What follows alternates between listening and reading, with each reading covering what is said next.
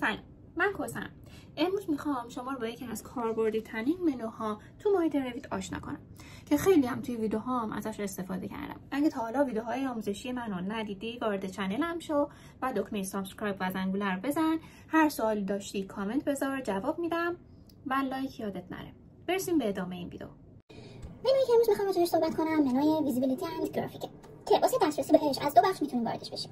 یکی از منوی ویو وارد بخش ویزیبیلیتی اند گرافیک میشیم، یا با فشار دادن کلید وی و جی روی کیبورد منوی ویزیبیلیتی گرافیک برامون باز میشه. دقت کنیم که این منو برای هر طبقه همونطور که بالاش نوشته مجزاست، یعنی هر کاری که تو این طبقه بکنیم صرفا توی همین طبقه اعمال میشه. بچه‌ها من توی لول دوم طبقه دوم خودم هستم و این منو رو باز کردم.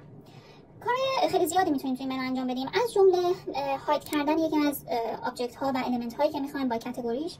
فرضاً من اینجا تیک ویندوز رو اگه بردارم و اوکی رو بزنم، هر چی پنجره توی صحنه دارم حذف میشه. حالا من برگردوندنش هم میتونم دوباره با فشردن کلید ویو جی روی کیبورد منو رو باز کنم و ویندوز رو پیدا کنم، اون رو بزنم و تاییدش کنم، پنجره من دوباره برگرده. یا از همین قسمت دوباره من اینو هاید میکنم، میبینید که هاید شده.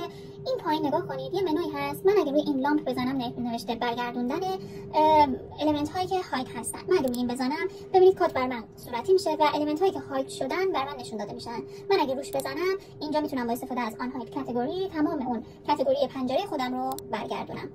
حالا من اگه این رو دوباره خاموش کنم میبینید که پنجره های من برگشته. پس یکی از قابلیت های این منو اینه. من دوباره ویجی رو میزنم، وارد پنل خودم میشم. از فرض کنید من میخوام دیوارهای خودم رو انتخاب کنم، والز رو انتخاب. من میخوام کات پترنش رو تغییر بدم.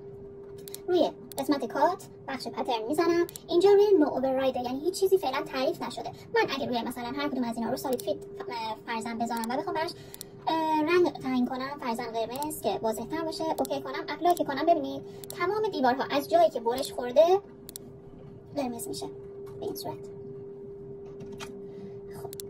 میتونم حتی براش پترن هم تعریف کنم برای همین قسمت. به جای اینکه این رو اینجا بذارم رو سالید، براش پترن تعریف کنم و اوکی.